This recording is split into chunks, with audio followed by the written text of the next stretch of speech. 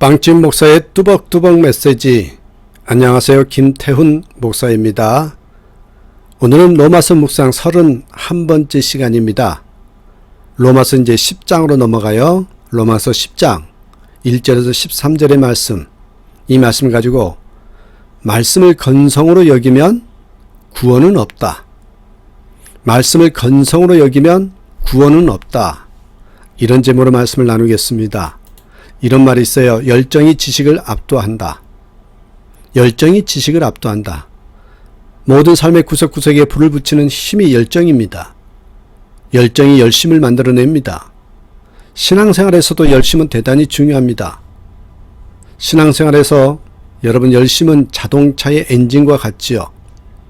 엔진에 불이 붙어 있지 않으면 아무것도 움직일 수 없는 것처럼 신앙에 열심이 없으면 성도의 삶 가운데 아무것도 해낼 수가 없습니다. 그런데 여러분, 이렇게 귀중한 열심도 잘못될 때가 있다는 것입니다. 열심히 사는데 헛사는 사람들이 있다는 것입니다. 이스라엘 백성들에게는 열심이 있었습니다. 열심히 금식하고 기도하고 율법을 지키려고 발버둥 쳤습니다. 그런데 안타깝게도 이런 열심이 지식을 또한 진리를 쫓는 열심이 아니더라는 거죠. 제 마음대로의 열심이었습니다. 열심은 있는데 방향이 잘못되었습니다. 한국에서 실제로 있었던 일인지 모르지만 이런 이야기가 있습니다. 고속버스 터미널에 부산으로 가는 고속버스와 강주로 가는 고속버스가 나란히 서 있더랍니다. 두 운전수가 나란히 탔습니다. 손님들은 모두 피곤한 몸을 의자 등받이에 기대고 자고 있었습니다. 부산에 도착한 기사가 말했습니다. 광주에 다 왔습니다. 손님들은 기절할 뻔했습니다. 우리는 부산 가는 버스를 탔는데요. 광주까지 간 기사도 자고 있는 손님들에게 말했습니다. 부산까지 다 왔습니다. 나중에 알고 보니 기사가 바뀐 것이었습니다. 처음부터 방향을 잘못 잡았습니다. 속도보다 방향이 중요합니다. 열심보다 방향이 중요합니다. 자, 여러분 본문으로 들어갑니다. 사도 바울의 간절한 기도 제목은 이스라엘의 구원이라고 했죠. 그러나 그들은 구원으로부터 멀어졌습니다. 그들에게 어떤 문제가 있습니까? 문제는 이스라엘은 열심은 있지만 구원을 얻지 못했다라는 것이죠. 열심은 있었지만 구원을 얻지 못했다. 오늘 본문을 통해서 두 가지를 한번 생각해 봅니다. 빨간 걸로 옆에 써 있어요. 첫째, 모든 열심이 다 진리는 아니다. 모든 열심이 다 진리는 아니다. 1절 보세요. 형제들아, 내 마음에 원하는 바와 하나님께 구하는 바는 이스라엘을 이함이니 곧 저희로 구원을 얻게 함이라. 1절에서 사도 바울은 내 마음에 원하는 바, 그리고 내가 하나님께 간절히 구하는 바는 이스라엘의 구원이라고 기도하고 있습니다. 여러분 아시죠? 사랑하면 기도합니다. 사랑하면 기도하게 됩니다. 사랑이냐 미움이냐 그것을 판가르하는 기준은요, 기도하느냐 그렇지 않느냐를 보면 압니다. 우리가 아무리 좋은 소리를 해도 기도하지 않으면 사랑하지 않는 겁니다. 참으로 사랑하면 기도합니다. 바울은 이스라엘에 대한 마음이 9장에서는 고통이었지만 10장으로 넘어가서는요, 하나님께 드리는 기도로 변하는 것을 볼 수 있습니다. 하나님 아버지, 이스라엘을 버리지 마십시오. 포기하지 마십시오. 기다려 주십시오. 이스라엘은 매를 맞더라도 돌아오게 될 것입니다. 여러분, 이방인이 구원받을수록 이스라엘은 구원받지 못한다는 사실 때문에 바울은 괴로웠습니다. 이스라엘은 하나님에 대한 열정과 열심이 없었던 것은 아닙니다. 오히려 열심과 열정은 누구보다도 많이 있었습니다. 그런데 문제는 그 열정이 잘못된 것이라는 데 있었습니다. 따라서 여러분, 열정과 열심이 많을수록 오히려 그러면 하나님과는 점점 더 멀어진단 말이죠. 2절 보세요. 내가 증거하노니 저희가 하나님께 열심이 있으나 지식을 쫓은 것이 아니라. 우리는 여기서 열심과 진리의 관계를 봅니다. 모든 열심이 다 진리는 아닙니다. 이스라엘은 하나님에 대한 열정과 열심이 있었지만 참 진리와 지식에 근거하지 않았기 때문에 자기의 전통과 자기의 행위와 자기의 기득권과 자기의 선입견 등이 하나님의 뜻이라고 생각하고 계속 그렇게 갔기 때문에 결국 이스라엘은 버림을 받게 되었습니다. 이것이 바로 하나님에 대한 무지에서 비롯된 것입니다. 자, 그럼 여러분, 열심은 있으나 진리에 이르지 못하는 자의 모습은 어떤 모습일까요? 3절에 나와요. 하나님의 의를 모르고 자기 의를 세우려고 힘써 하나님의 의를 복종치 아니하였느니라. 자, 보세요. 이 짧은 한 구절이지만 이스라엘의 모습이 나와요. 어땠습니까? 먼저 하나님의 의를 모르고 하나님을 오해했습니다. 하나님의 의를 모르고. 비극은 여기서 싹 틉니다. 하나님은, 여러분, 하나님을, 이분이 하나님일 것이다, 이분이 이것이 성경의 뜻일 것이다 라고 자기예요 자꾸 제한된 지식으로 하나님을 마음대로 결정해버리는 이스라엘. 그게 잘못됐다는 거예요. 그 다음에 성경 말씀 보세요. 두 번째 이스라엘은요, 자기의 의를 세우려고, 하나님의 의에 대해 무지하면 자기 의가 나옵니다. 여러분, 자기 의름을 자꾸 주장합니다. 자기 주장이 많고요, 말이 많아집니다. 자기가 옳다는 거예요. 그 다음에 마지막 부분에서 세 번째, 그렇게 자기 의를 세우려고 하면 어떠한 행동을 하게 됩니까? 하나님의 의를 복종치 않습니다. 자꾸 반항하고 비판하죠. 자, 그렇다면 여러분, 하나님의 의를 어떻게 얻을 수 있겠습니까? 하나님의 의는 어디서 발견할 수 있을까요? 4절 보십시오. 그리스도는 모든 믿는 자에게 의를 이루기 위하여 율법의 마침이 되시니라. 자, 여러분, 하나님의 의를 어떻게 얻을 수 있느냐? 하나님의 의는 어디서 발견할 수 있느냐? 이 두 가지 질문에 대한 해답은요, 모두 다 예수 그리스도입니다. 하나님의 의를 어떻게 얻을 수 있느냐? 예수 그리스도. 하나님의 의는 어디서 발견할 수 있느냐? 예수 그리스도. 그 안에 나타났습니다. 여러분, 하나님의 의의 핵심에는 예수 그리스도가 계십니다. 예수님은 율법의 모든 요구를 완성하는 분입니다. 예수님은 율법의 모든 목표를 다 이루신 분이라는 거예요. 예수님은 율법의 마침이요 끝임입니다. 예수 그리스도를 내가 영접하면 율법을 완전히 지키시고 완성하시고 마치신 그분이 내 안에 들어와서 내가 율법을 다 지킨 것처럼 하나님의 의로 옷을 입혀주십니다. 여러분, 열정을 가지되 바른 방향으로 구원에 이르는 저와 여러분의 삶이 되길 간절히 축원합니다. 두 번째 진리입니다. 여러분, 테마가 율법은 복잡하고 진리는 단순하다. 이걸 여러분 믿으셔야 돼요. 율법은 복잡하고 진리는 단순하다. 다른 말로 하면요, 율법으로 살려고 하면 어렵고 은혜로 살려고 하면 쉽다, 이 말입니다. 예수님을 믿고 구원받은 것은 쉬운 일입니까? 어려운 일입니까? 어떻게 보면 쉬운 일이요, 어떻게 보면 어려운 일이라고 할 수 있습니다. 이렇습니다. 어떤 사람은 굉장히 쉽게 예수님을 믿습니다. 예수님을 믿기로 결정한 뒤 벼랑간 그의 모든 삶이 바뀌는 사람도 있습니다. 하지만 어떤 사람은 굉장히 어렵게 예수님을 믿습니다. 예수를 믿은 지 20년, 30년이 됐는데도 예수님을 믿는지 믿지 않는지 알 수 없는 사람도 있습니다. 자, 이것의 답은요, 5절과 6절에 나와 있어요. 여기에 두 종류의 사람이 있대요. 자, 먼저 5절 보세요. 5절, 모세가 기록하되 율법으로 말미암은 의를 행하는 사람은 그 의로 살리라 하였거니와. 첫 번째 종류의 사람은 모세의 율법으로 의를 행하면서 의를 얻으려고 하는 사람, 다시 말하면 율법으로 사는 사람입니다. 율법으로 사는 사람, 종교적인 사람입니다. 이것이 이스라엘의 모습이었습니다. 율법으로 구원을 얻으려고 하는 사람은 가면 갈수록 멀어지고요, 하면 할수록 어려워집니다. 생각해 보십시오. 예수 믿고 구원받은 일이 하늘에서 별을 따고 바다에서 진주를 캐는 일과 같다면 누가 예수를 믿을 수 있겠습니까? 어떤 특별한 사람, 종교적인 열심이 있거나 소신이 있는 몇몇 사람만 구원을 받지 않겠습니까? 구원은 누구에게나 모든 민족에게 주어지는 하나님의 선물이라고 했습니다. 여러분, 또 한 종류의 사람이 나와요.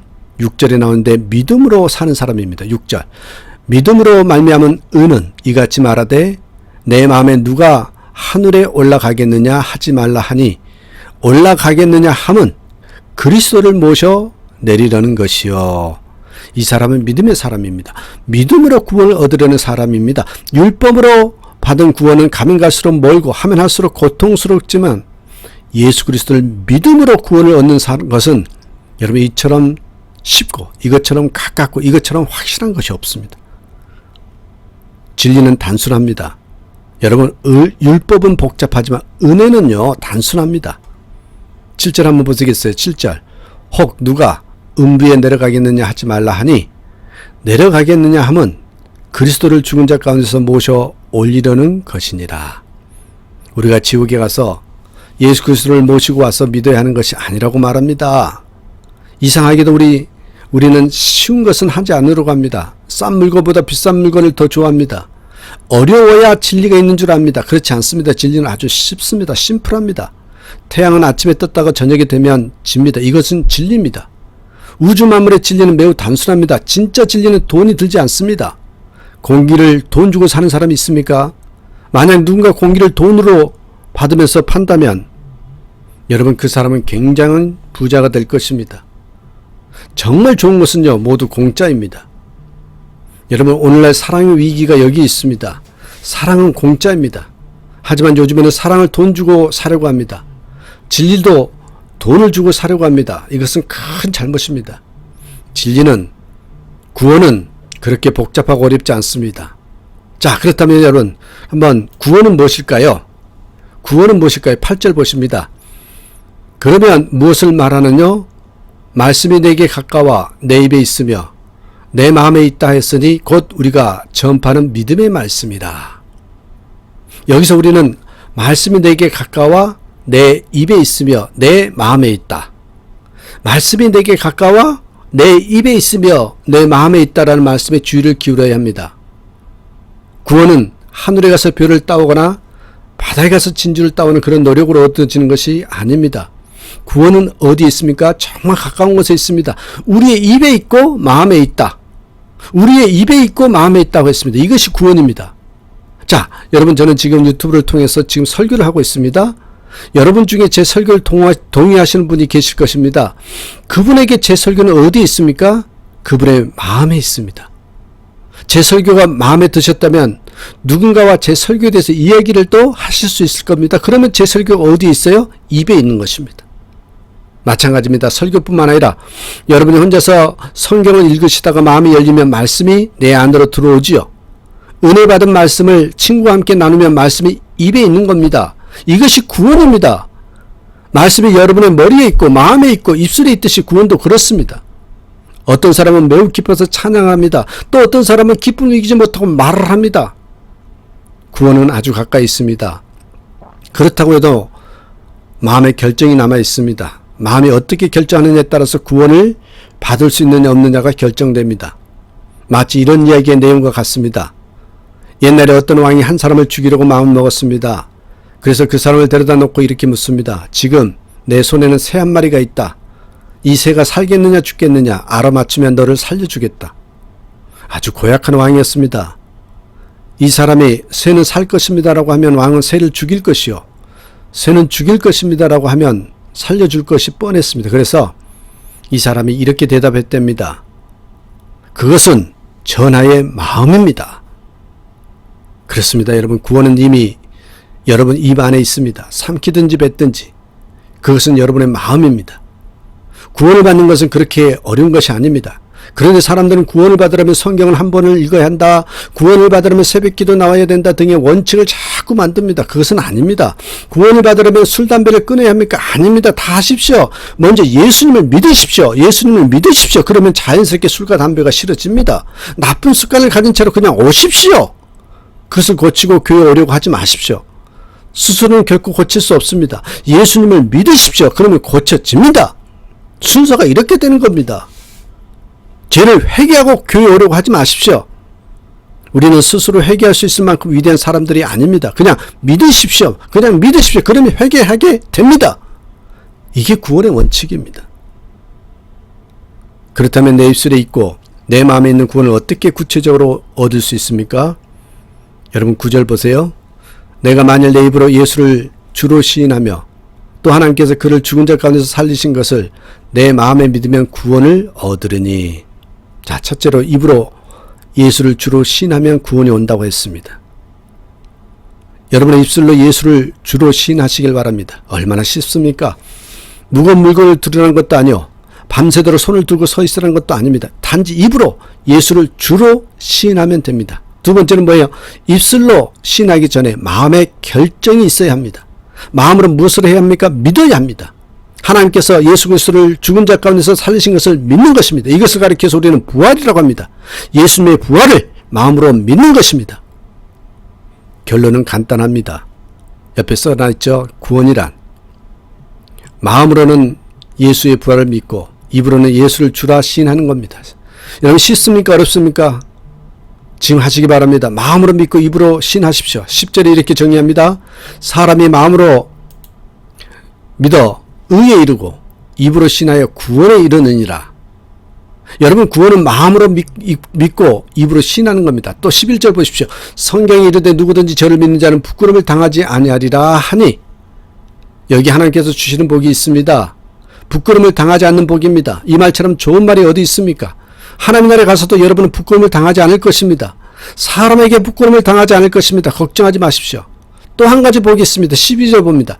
유대인이나 헬라인이나 차별이 없습니다. 한 주께서 모든 사람의 주가 되사 저를 부르는 모든 사람에게 부요하시도다. 여러분 부요입니다. 하나님께서 여러분에게 영적인 부요함을 주실 것입니다. 삶의 부요함을 주실 것입니다. 물질적인 부요함을 주실 것입니다. 육체적인 부요함을 주실 것이라는 거예요. 마지막 13절입니다. 누구든지 주의 이름을 부른 자는 구원을 얻으리라. 아멘입니다. 원시인이나 현대인이나 야만인이나 지식인이나 그 삶이 넘어지고 깨져서 비참한 가운데 있다 할지라도 누구든지 주의 이름을 부른 자는 구원을 얻을 것입니다. 안산 제1교회 고은 목사님의 간증입니다. 어느 주일 예배 후에 교인들과 인사를 하는데 심장병으로 고생하시던 할머니 한 분이 이제 자녀들에게로 가시게 됐다고 선물을 가지고 와서 인사를 하면서, 목사님 고맙습니다. 10년 동안 안수 기도를 해주셔서 내 심장병이 나았습니다. 그렇게 얘기하더래요. 그런데 그렇게 안수해 준 적이 없어서, 아니 언제 제가 안수해 드렸습니까? 그렇게 물었더니 그 할머니 집사님이 예배를 마치고 나올 때 목사님을 만나 손을 잡을 때마다 한 손은 자기의 가슴에 얹었답니다. 자기는 그것이 10년 동안 목사님한테 안수기도 받은 것이라고 믿었답니다. 그러는 사이에 심장병이 나왔다는 것이죠. 이 말을 듣고 믿음은 참 단순한 것이구나라는 걸 깨달았습니다. 여러분 요한복음 15장 7절 말씀 보십시오. 너희가 내 안에 거하고 내 말이 너희 안에 거하면 무엇이든지 원하는 대로 구하라. 그리하면 이루리라. 여러분 그러나 많은 성도들이 이런 기도를 체험하지 못합니다. 기도의 약속을 의심합니다. 그러나 주의 말씀이 자신의 마음에 있는지를 점검하지는 않습니다. 말씀을 들으면 나도 그 말씀을 압니다. 그렇게 말합니다. 그렇지만 그 마음에는 그 말씀이 없습니다. 우리가 단순하고 강력한 믿음을 가지지 못하는 결정적인 이유는 오늘 말씀의 제목이에요. 하나님의 말씀을 건성으로 듣고 있기 때문입니다. 하셔야 됩니다. 여러분 하나님의 말씀을 건성으로 여기면 열심은 있으나 구원은 없다. 하나님의 말씀을 건성으로 여기면 열심은 있으나 구원은 없다. 여러분 이런 결론에 이르는 삶이 되고 맙니다. 어떤 어려운 일이 있더라도 구원에 이르는 삶이 되시고 부끄러움이 없는 부유한 삶을 누리는 저와 여러분 되시기를 간절히 축원합니다. 오늘도 입술로 고백하십시다. 나는 예수님 때문에 행복합니다. 나는 예수님 안에 있어서 기쁩니다라고 고백하는 저와 여러분의 삶이 되길 간절히 부탁드립니다. 감사합니다.